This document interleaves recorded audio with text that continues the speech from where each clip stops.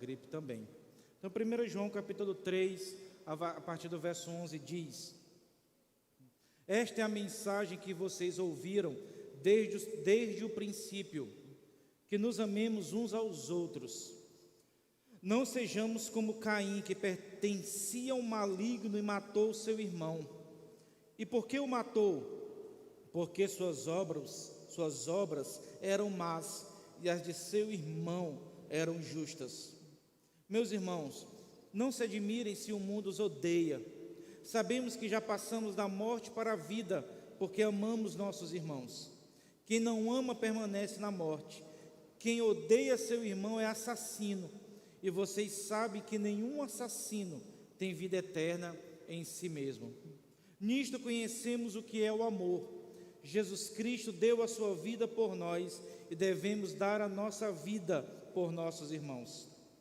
Se alguém tiver recursos materiais e vendo seu irmão em necessidade, não se compadecer dele, como pode permanecer nele o amor de Deus?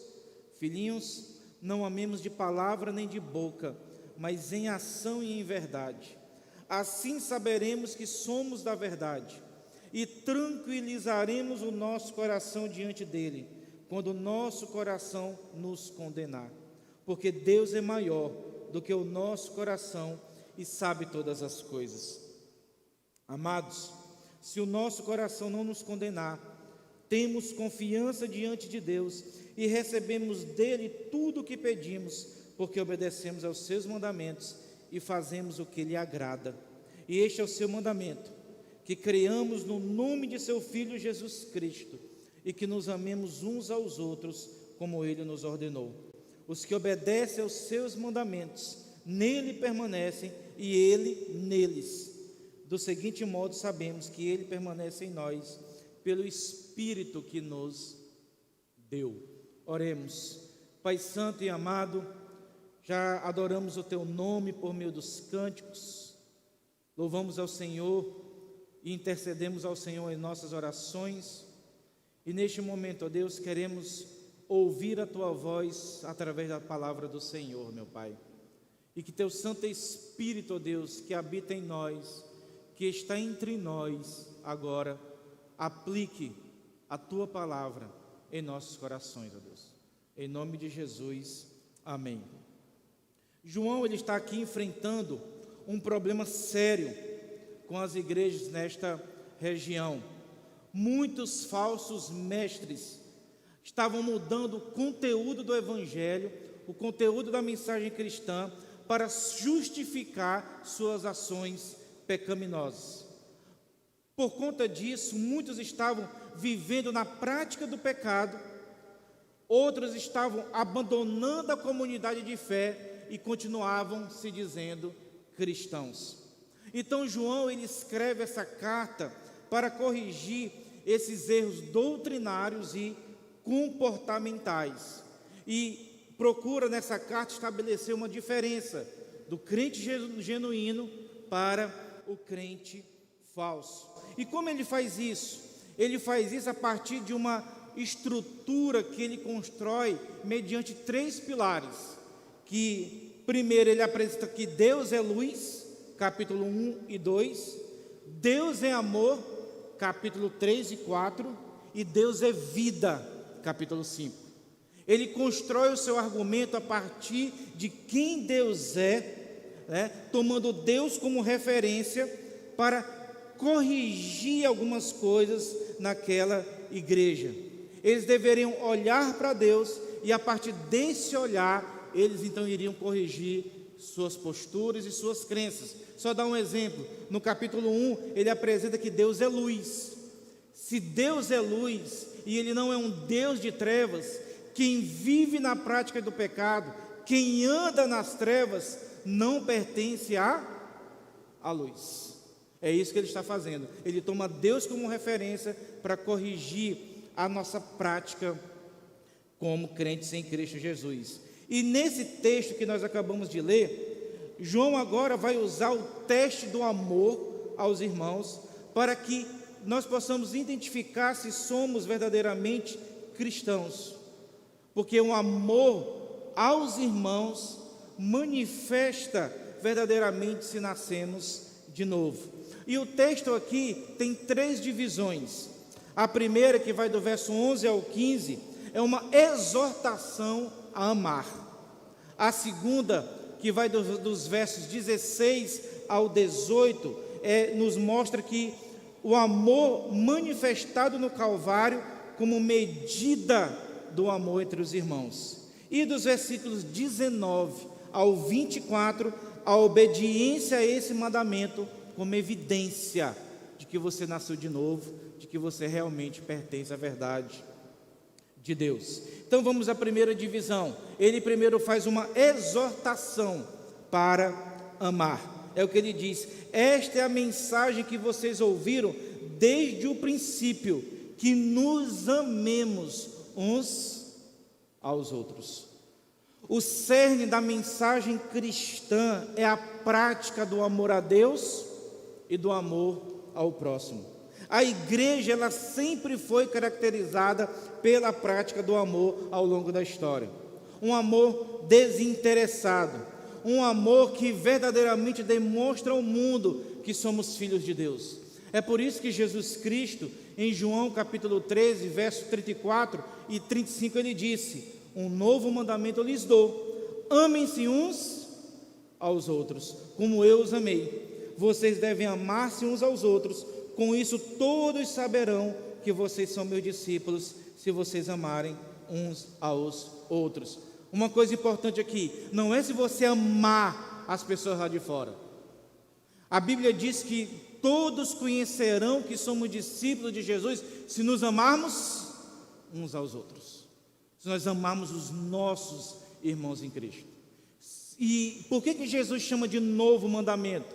Porque amar ao próximo já estava lá na lei, no livro de Levítico, mas é amar uns aos outros como eu vos amei, como Jesus amou, não como nós achamos que devemos amar os nossos irmãos.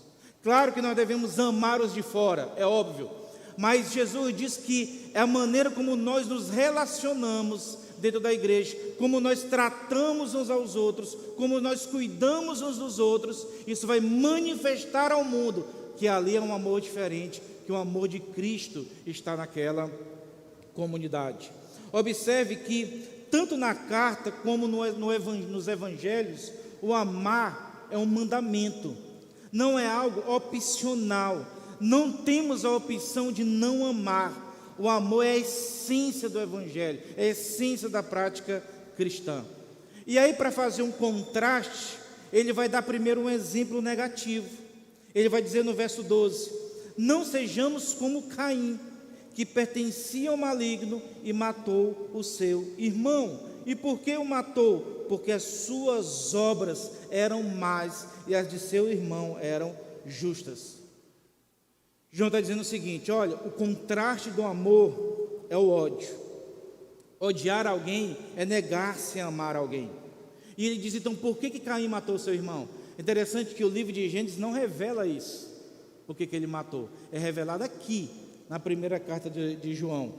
Porque a sua natureza era má. Ele tinha inveja e ódio de Abel. Jesus aqui já nos havia ensinado que nós somos culpados diante de Deus desde o nosso nascimento, porque nós já nascemos em pecado, nós já nascemos com a nossa natureza pecaminosa. Em Mateus 7, 21 a 23, ele diz que é do coração que brota todos os nossos desejos malignos. O que Caim fez, ele apenas concretizou um ato, mas ele já tinha assassinado Abel no seu coração. Ele diz, esse é o contraste. Quem odeia é como Caim, quem ama é como Jesus. Ódio é tanto pecado quanto tirar a vida de alguém. Para Deus, são pecados igualmente condenáveis e ofensivos à santidade de Deus. Por isso nós precisamos cuidar do nosso coração, cultivar sentimentos de amargura contra irmãos. Em algum momento vai gerar ações pecaminosas contra os nossos irmãos, sejam em palavras, sejam em atos. João, aqui ele faz uma distinção, o ódio do amor. fazendo então esse contraste entre Caim e a ação de Jesus por nós. Segundo as Escrituras, existem duas descendências no mundo, duas linhagens: a linhagem de Caim, que vem da descendência da serpente, e a linhagem de Abel, que vem da descendência dos filhos de Deus. Há um contraste entre luz e trevas, bem e mal, filho de Deus, filho de Satanás. Meus irmãos, não existe meio termo. Ou você é da luz, ou você é das trevas. Ou você é de Deus, ou você é do diabo. É o que as Escrituras dizem. Não tem o meio termo. Ou você pertence a um, ou você pertence a outro. Ou você faz a obra da treva, ou você faz a obra da luz. E esse contraste que João vai fazendo aqui, e ele faz esse contraste de amor e ódio, para que possamos examinar a nossa vida e identificarmos em que categoria nós estamos. Os filhos de Caim manifestam inveja, desobediência, ódio e homicídio. Os filhos de Abel manifestam obediência, alegria, amor e bondade. E é por isso que ele diz o seguinte: é por conta disso que os filhos de Caim, verso 13, nos odeiam. Eles não se admirem por isso, porque os filhos de Caim, aqueles que não vivem em obediência ao Senhor, eles odeiam os filhos de Deus. James Boyce, em seu comentário da primeira carta de João, ele quer nos mostrar, ele explica que João quer nos mostrar que Caim é o protótipo deste mundo, e o diabo, como príncipe deste mundo, é o pai espiritual de Caim. Logo, o mundo, que é a descendência de Caim, persegue e odeia a descendência de Abel. Ainda que nós manifestemos um amor desinteressado, ainda que nós hajamos sem interesses, muitas vezes o mundo vai responder com ódio. Por quê? Porque a natureza do mundo é má, o mundo odeia os crentes. Nós não podemos nos admirar quando você diz assim: poxa, eu sou crente, eu amo, procuro agir de forma correta, não faço mal a ninguém, e por que aquela pessoa me odeia? Às vezes é só porque você é crente. Às vezes o seu cônjuge, o seu filho, o seu parente, o seu colega de trabalho nunca deu um pio contra você, mas foi só você virar crente.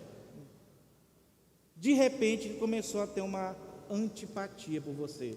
Não porque você é crente chato, às vezes é porque a gente é chato, né? Chato, e aí não, mas às vezes só porque você é crente, porque você ama o Senhor, porque você está obedecendo a Deus, e as pessoas não gostam, porque quem anda na escuridão se incomoda com a luz. E por isso que eles não se admirem se o mundo odiar vocês. Muitos serão atraídos, mas muitos também os perseguirão por causa de sua fé. João nos mostra que quem odeia o seu irmão ainda está morto em suas transgressões e pecados. Por isso que ele diz, verso 14: já sabemos que já passamos da morte para a vida, porque amamos os nossos irmãos. Quem não ama permanece na morte. Morte aqui é no sentido espiritual. Ele diz: você ainda está morto em seus pecados, se você odeia o seu irmão. Parece que você não tem a vida eterna, porque você continua caminhando para a morte, porque você odeia o seu irmão. Os crentes, eles caminham para a vida eterna, porque eles manifestam essa sua nova vida espiritual ao amar os seus irmãos. Se nós verdadeiramente do nosso coração brota a vida de Deus, essa vida de Deus em nós vai se manifestar em ações práticas em favor dos nossos irmãos. No novo céu e na nova terra não haverá ódio, vai reinar o amor. E quem foi alcançado por essa graça e amor de Deus vai manifestar nesta vida ainda graça e amor pelos seus irmãos. A pessoa que se diz irmão e odeia o seu irmão não tem vida. Nele se manifesta a morte. Ele continua no caminho da morte eterna. Morte que já se manifesta em um coração cheio de amargura, que mata a alma e os relacionamentos. Hebreus 12:15, o autor adverte: Cuidem que ninguém se exclua da graça de Deus, que nenhuma raiz de amargura brote e cause perturbação, contaminando a muitos. A amargura é como uma erva daninha que vai crescendo, crescendo, crescendo, e vai chegar um momento que ela não vai incomodar só você, ela vai começar a transbordar na sua vida e vai prejudicar outros, vai espetar outros. E é por isso que ele diz no verso 15, que nós passamos no teste do amor, quando nós amamos o nosso irmão. Quem odeia o seu irmão, e olha só como ele agora pega pesado aqui, quem odeia o seu irmão é assassino. Assassino. E vocês sabem que nenhum assassino tem a vida eterna em si mesmo. Quem não ama o seu irmão, quem odeia o seu irmão, quebrou o mandamento: não matarás. Jesus falou em Mateus 5, 21 a 22 isso. Vocês ouviram o que foi dito aos seus antepassados: não matarás, e quem matar estará sujeito a julgamento. Mas eu lhes digo que qualquer que se irá contra seu irmão estará sujeito a julgamento. Também qualquer que disser a seu irmão racá, louco, será levado ao tribunal. E qualquer que disser louco corre o risco de ir para o fogo do inferno. Quem nutre o ódio em seu coração não tem a vida eterna. É um assassino, não é um cristão genuíno. Quem diz que não suporta o seu irmão, que apenas o tolera, demonstra ódio e não amor. E ódio, se nutrido e cultivado, manifesta ou toma a vida e o coração da pessoa que odeia. E gente, pessoas amarguradas, pessoas que não conseguem perdoar, que não conseguem amar, são pessoas que suas palavras são destruidoras. Tudo que ela fala gera conflito, gera problema na igreja. Sempre machuca, sempre diz alguma coisa para machucar. Ela às vezes dá um elogio, mas junto com o elogio vem uma cutucada. Porque aquele coração é um coração que ainda não aprendeu a amar e a perdoar. As suas ações geralmente serão ações de desprezo, de indiferença para com os irmãos. E isso pode ser um indício de um coração não regenerado. Pode ser um indício disso. Por isso que João falou isso. Não pense que assassinato é só quando você tira a vida de alguém, mas é quando você já matou essa pessoa em seu coração. Quando você não se condói mais por essa pessoa quando ela sofre. Quando você é indiferente a essa pessoa. Quando você nutre um ódio por ela. Isso também é um ato de um assassinato nas Escrituras Sagradas. O pastor Guilherme Nunes, ele explica que João, isso aqui é muito importante, não está dizendo que em algum momento você não terá raiva de seus irmãos. Isso não existe. Em algum momento a gente vai manifestar raiva, vamos brigar, vai ter conflito. Não é isso que João está falando aqui. Isso vai acontecer. João está dizendo que quem odeia não consegue amar, mas não quer dizer que quem ama não tem momentos de raiva. Mas existe um tipo de ódio que pode caracterizar alguém que não pertence a Deus, porque amar é um sinal de vida e não amar é um sinal de morte. Portanto, ame o seu irmão. Segundo, ele vai agora mostrar que o amor manifestado na cruz é a medida para nós amarmos uns aos outros. Olha o que ele diz no verso 16: nisto conhecemos o que é o amor. Jesus Cristo deu a sua vida por nós e devemos dar a nossa vida por nossos irmãos. Nisto conhecemos o amor, porque Deus enviou seu Filho amado para morrer por nós, mas morrer por nós pecadores. Ele não morreu por gente boazinha. Ah, eu vou morrer pelo Júnior Dourado, porque ele é tão bonzinho, né? Eu vou morrer pela Cícera, porque ela vai ser uma esposa tão boa, uma mãe tão boa. Não. A Bíblia diz que ele morreu por nós quando nós ainda éramos inimigos de Deus. Quando nós ainda éramos pecadores. E essa é a medida do amor para amarmos os nossos irmãos. E a maravilha desse amor é vista pela ótica de que Cristo morreu por pessoas que não mereciam e não amavam a Deus. Deus em Cristo amou e se deu por nós, os seus inimigos. Caim demonstrou seu ódio matando, Deus demonstrou seu amor se entregando. Caim demonstrou seu ódio tirando a vida, Jesus demonstrou seu amor dando a sua vida. Mas como isso se funciona na prática? Nós não vamos morrer na cruz como Jesus. E é por isso que no verso 17 ele explica como é que nós nos entregamos, assim como Jesus. Olha só o que ele diz: se alguém tiver recursos materiais e vendo seu irmão em necessidade, não se compadecer dele, como pode permanecer nele o amor de Deus? Observe aqui que era um detalhe, o termo grego aqui para recursos materiais é bios, que é a palavra para a vida física. No grego existem duas palavras para a vida: bios, que é a vida física, e zoe, que é a vida de qualidade, que geralmente é a palavra que ajunta com vida eterna, quando aparece a palavra vida eterna. E a palavra aqui tem um sentido de bens, de posses, coisas pertencentes a esta vida. E ele fala assim, e aí observe que ele diz, e o verbo ver, né? Quem vê, expressa aquele que olha para o outro com uma atenção suficiente para saber, reconhecer as suas reais necessidades. E a expressão aqui, não se compadeceu, fechar-lhe o coração, literalmente diz fechar suas entranhas, ou seja, não olhar com compaixão, com um verdadeiro sentimento de cuidado para com os outros. Irmãos, isso aqui é muito provocante, isso aqui é muito desafiador.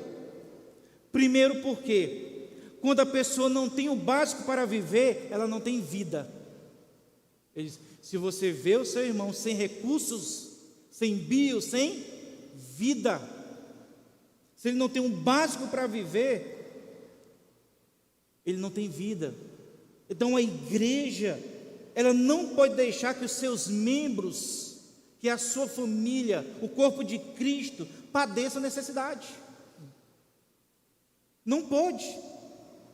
Não pode deixar que os seus irmãos em Cristo vivam numa situação indigna, sem ter um lar, o que comer, o que vestir. Nós manifestamos o amor de Jesus quando nós suprimos as necessidades básicas do nosso irmão. E era isso que a igreja primitiva fazia. Ela fazia isso. Se os irmãos eram perseguidos, expulsos de casa, eles abriam as suas portas. Quando a Bíblia fala de hospitalidade, que peça que nós sejamos hospitaleiros, também tinha a ver com esses irmãos que eles acolhiam, que eram expulsos. Então, eles acolhiam seus irmãos. Ah, pastor, mas é perigoso eu botar alguém da minha casa, mas é um irmão em Cristo, que agora precisa de um teto. E você vai abrir mão da sua privacidade para acolhê-lo, para estar abrindo as portas para ele, dando alimento para ele. O ideal não era nós ficarmos aqui todo domingo, dando aviso, irmãos, acabou a cesta básica. Não, era você saber que você tem a sua responsabilidade de trazer, para que se tiver alguém passando necessidade, nós vamos estar aqui já com tudo pronto para acolher esses irmãos, para ajudá-los. Observe que outro ensino aqui é o nosso olhar. Ele diz, aquele que está vendo o seu irmão padecer necessidade.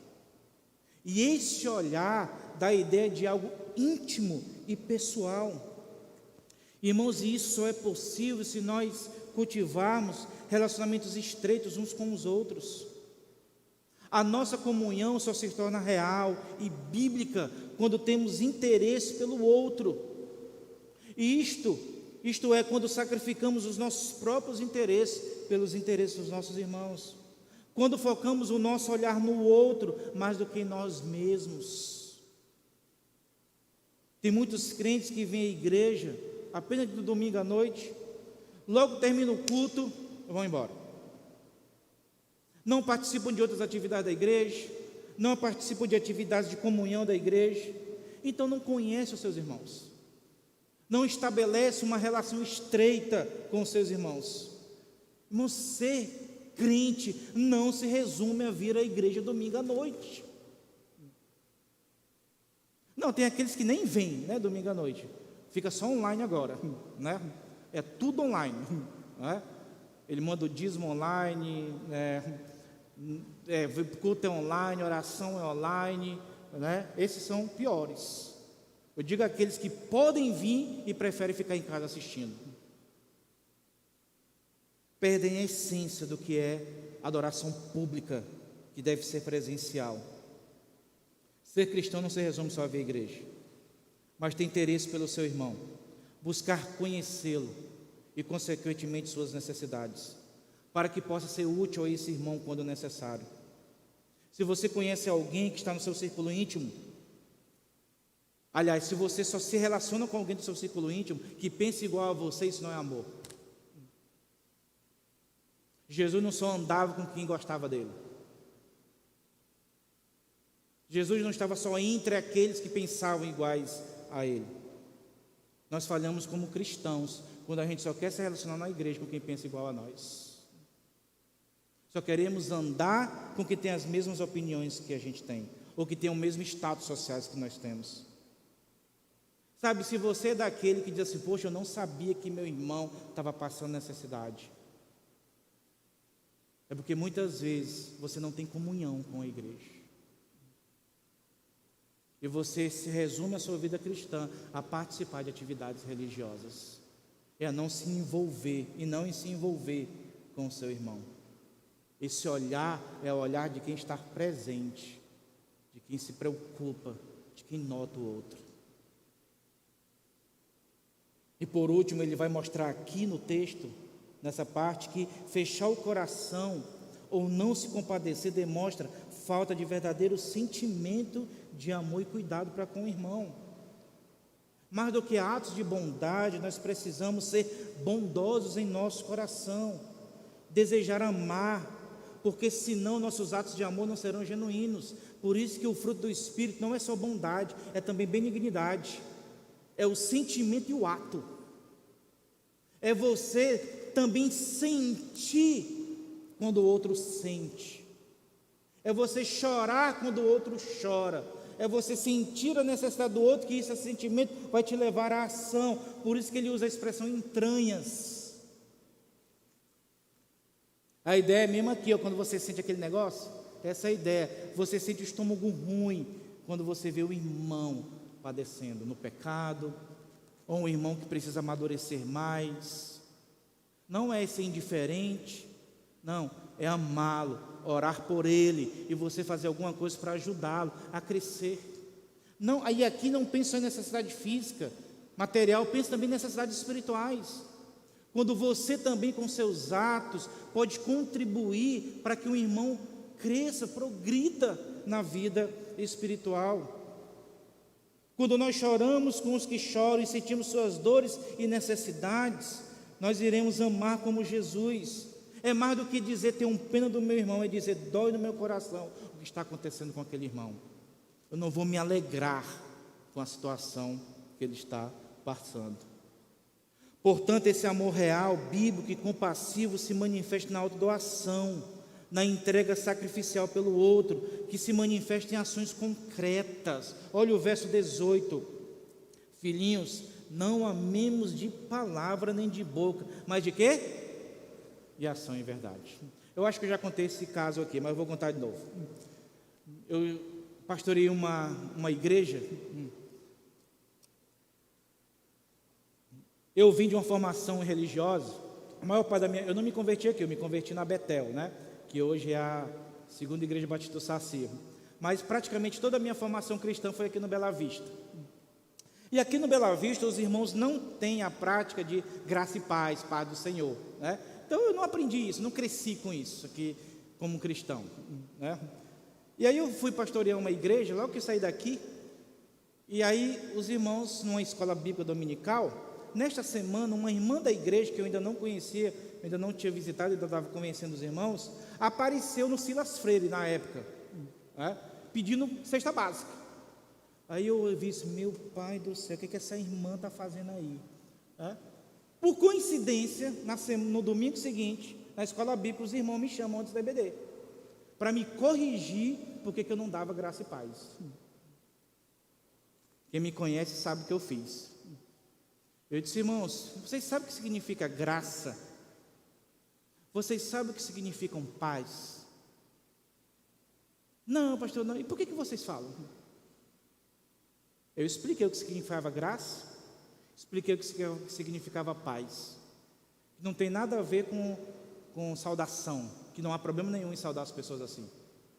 Aí eu disse, mas aí a irmã estava lá, você está vendo a irmã fulana? Vocês sabem onde é que ela estava essa semana? Não, não sabemos, eu sei, no Silas Freire pedindo comida. Por que os irmãos não manifestaram graça e paz para ela nesta semana? Ela precisou de graça de vocês. Ela precisou que o bem-estar dela, que isso que significa paz, é o bem-estar físico, social, emocional, material, biblicamente, e vocês não manifestaram. Muito falar, pouco agir. É isso que João está dizendo. Não basta só nós cantarmos, quero te amar, quero amar de distinção. Quero que vocês façam isso, que vocês ajam verdadeiramente em amor, se entregando, se doando, sendo altruístas, amor de fato, amor que compartilha com o irmão necessitado sua vida, seus bens e seus dons.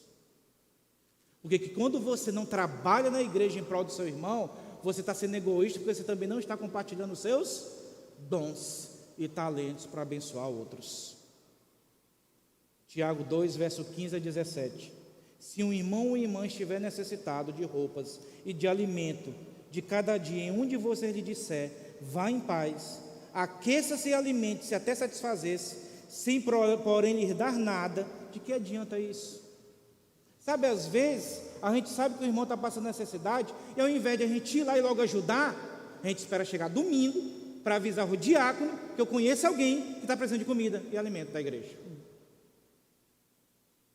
Vá em paz, eu vou orar por você, e domingo eu vou arranjar a cesta básica. Não, ajude logo, e domingo você vai atrás de mais.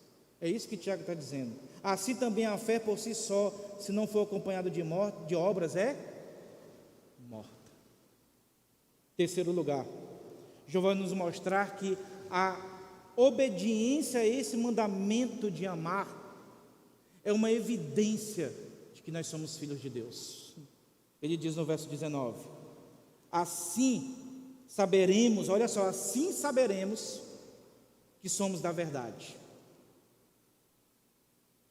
e tranquilizaremos o nosso coração diante do Senhor. Assim saberemos o quê? Que quando o nosso amor é concreto, verdadeiro, eu saberei que eu pertenço à verdade, que eu ando na luz e não nas trevas, que o amor de Deus verdadeiramente está em meu coração.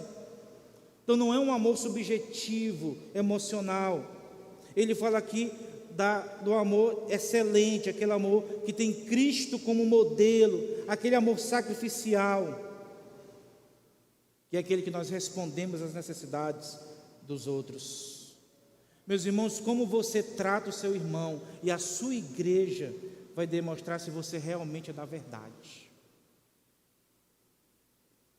Se você realmente ama a Cristo, você vai obedecer o mandamento de amar. Por isso sabemos, ele diz aqui. É óbvio que eu quero que você entenda o seguinte: não olhe para as suas falhas, nós temos muitas. Olhe para os atos do Espírito Santo por meio de sua vida e como isso se manifesta no trato com seus irmãos.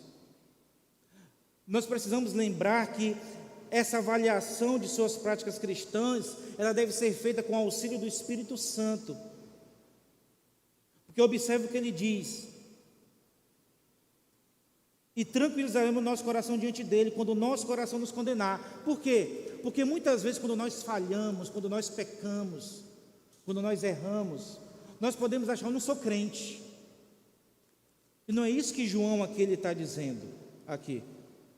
Ele diz: olha, essas ações fluem de um coração cheio do Espírito, elas são sim evidências de que você é crente, mas muitas vezes nós podemos falhar nisso. Nós vamos ter dificuldade com alguns pecados, nós vamos ter dificuldade de amar algumas pessoas. Isso não quer dizer necessariamente que você não é crente.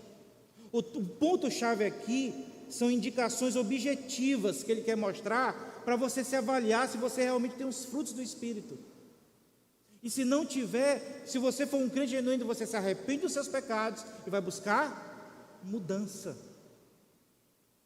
E a segunda evidência que ele dá aqui, além da obediência a esse mandamento, é que é o conhecimento de que Deus tem sobre nós. Ele diz assim: quando o nosso coração nos condenar, porque Deus é maior do que o nosso coração e sabe todas as coisas. Nós devemos confiar não no julgamento dos nossos sentimentos, a maneira como nós nos sentimos neste momento, mas nós devemos confiar no julgamento de Deus por nós. Devemos confiar que a nossa salvação não é por nossas obras, mas é pelos méritos de Cristo Jesus. Deus não nos ama por causa da nossa performance, mas por causa da performance de Cristo. As nossas experiências negativas e os nossos sentimentos do nosso coração não podem ter a palavra final sobre a nossa posição diante de Deus. Pode ser que a sua consciência intranquila seja um verdadeiro testemunho de sua falta de fé genuína. Também pode ser o próprio Deus lhe chamando a atenção na sua consciência para lhe corrigir por algum pecado e querendo te levar à confissão e ao arrependimento. Ou pode ser até um falso senso de culpa por uma falta de obediência específica, concreta na sua vida. Mas procure saber de Deus o que Ele quer de você. Não confie apenas no seu sentimento. Olhe para as Escrituras e veja como Deus está te mostrando as coisas. Quando nós, irmãos, estamos imersos em culpa e insegurança, nós podemos perder a confiança em Deus. A nossa intimidade com Deus é abalada.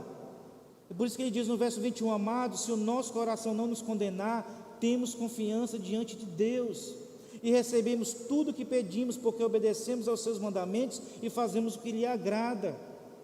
João quer nos mostrar que quando nós estamos com a consciência limpa diante de Deus e em plena comunhão com Ele, porque você tem a consciência de que está vivendo em obediência, que você busca agradar a Deus, as tuas orações estarão alinhadas com as orações de Deus, com a vontade de Deus, Ele vai te ouvir. Porque a vida de pecado, o ódio pelo irmão, quando você acalenta isso no coração, isso abala o seu relacionamento com Deus, isso atrapalha as suas orações, isso atrapalha a sua intimidade com o Senhor. Mas quando você sabe, tem a consciência limpa, que está com a fé genuína, que ama a Deus, que ama os seus irmãos, que apesar das falhas, busca viver uma vida que agrada a Deus, isso traz confiança ao seu coração. A vida de pecado e desobediência, ela traz insegurança à nossa vida. No entanto, observe que João diz que nós devemos cumprir certas condições que nos garantem essa segurança.